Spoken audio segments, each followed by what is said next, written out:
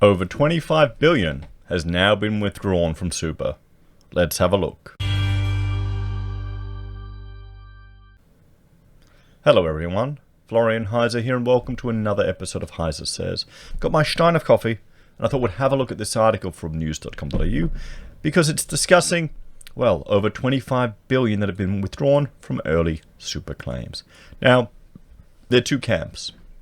Two camps in this argument. One, paternalistic camp, I'll call them. They think that the average Australian is too low IQ to manage their own finances, so the state has to intervene. One of their constant arguments is, oh, they'll just piss it away, and I don't want to have to pay for them with my taxes when they go on the pension. The other argument is, the other camp, is that people should be individually responsible for their own life, and the government should not force them to save.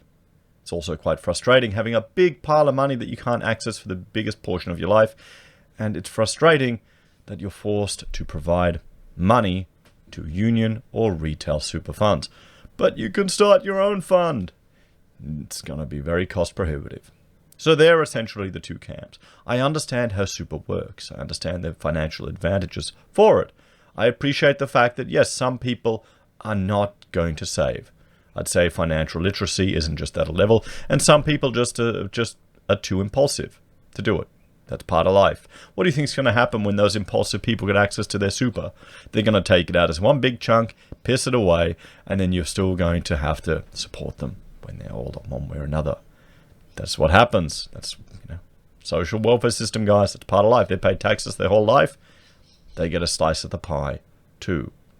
So let's have a look at this. I think this says a lot about people's lack of confidence in the super system and, well, people wanting to have a reserve or cash aside or needing it out of desperation. Australians are continuing to dip into their retirement savings at growing rates due to the pandemic. Ongoing fears of further economic decline is pushing more Australians to access their retirement savings prematurely.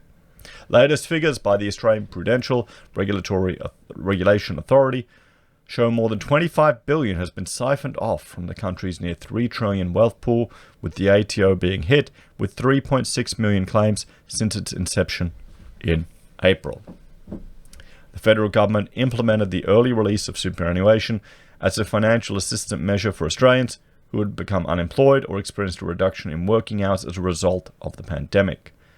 Super fund members were able to request up to 10,000 in both 2020 and 2021 financial years. APRA anticipates the number of total claims will cost the sector $28 billion. And the sector is livid, that us dumb plebs are having access to their money, to reducing their fees that they need to have to manage this super for us. I mean, there's big parties in play here that use this money. The connections between the banking industry and the super funds. The connections between the unions and the super funds. Remember, it's 10% of our money that's just siphoned off pretty much to these all the time.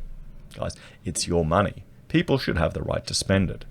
People, how much easier would it be to save for a deposit if you could put that 10% aside and use that for a deposit rather than, to get a house and have a house paid off before you hit retirement? Wouldn't that be nice? Wonder what previous generations had that opportunity before forced superannuation was put in place. Because remember, guys, this superannuation that's put in, it may seem as additional to your income, but no, from an employer's perspective, that's all part of your package. That's all part of your package. People who I've had some people in the comments that say it's not your money, it's the employer's contribution. And I'm thinking, such stupid. And that's the problem with democracy. People like that get an equal vote. But it just shows a lack of understanding of actually having employed someone, realizing that you consider that all part of the burden of employing that person. I've had young people that didn't even know what their super fund was, didn't even care about it. Oh, don't worry about it. Which is kind of frustrating when that's money that I'm having to pay them. They don't even care about it. Australian super has been slapped with 3.3 billion, the highest payout compared with any other fund. The country's largest industry fund, with 433,000 members, an average payment request of 7,700. Nearly 350,000 Sun Super have siphoned off 2.5 billion.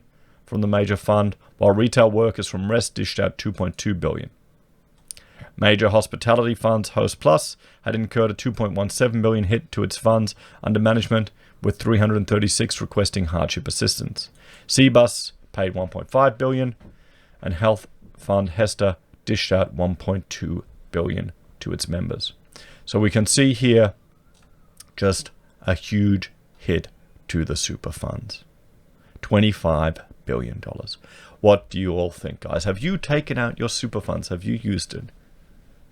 Or have you just needed it to have a cash reserve? Do you think people should have access to their own superannuation, or should the paternalistic government be there to take care of it? If you're worried about dumb people pissing away their money, how do you know they're not going to just get a huge amount of debt before they even get access to their super and then just lose it all when they instantly get it? I mean, we need to stop this paternalistic government. People need to start taking responsibility for themselves. This is getting ludicrous. Ludicrous. We're going to wind up with a generation that is completely lacking in any resilience, any individual responsibility, any appreciation for liberty, and that's going to push us further to a more authoritarian state in this country. Bit by bit, people give up their liberties. They give up their responsibilities. And you might say, I'm being hyperbolic, but this is the road. This is the path. Step by step, guys. As always, let me know your thoughts and opinions. Are you a paternalistic, government should control your super, or people should have the flexibility to choose if they want to do it or not? As always, thanks for watching. Please like, share, and subscribe to the channel. If you're a fan and want to support the content I create here, there are a few ways you can. You can join us on YouTube or Patreon. You can support us using our affiliate links at Amazon, eBay, Independent Reserve, or Kucoin.